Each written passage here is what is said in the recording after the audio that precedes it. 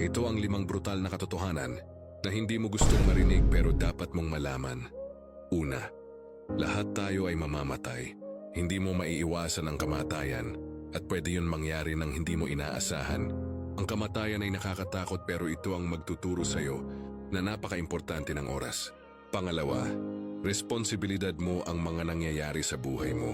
Kung ano man ang mga nangyayari sa iyo ngayon, ay resulta yan ng mga desisyon mo sa nakaraan. Ang buhay mo ay responsibilidad mo at walang ibang tutulong sa iyo, kundi sarili mo lang. Ikatlo, lahat ng mahal mo ay iiwan ka balang araw. Pati ang magulang mo ay mamamatay at ang mga mahal mo ay iiwan ka pagdating ng panahon. Alam ko nakakatakot, pero ito ang magsasabi sa iyo na i-cherish mo ang bawat araw na kasama mo sila.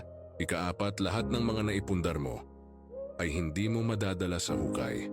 Mag-isa ka lang sa kabaong pagdating ng panahon at lahat ng naipundar mo ngayon ay ibang tao ang makikinabang.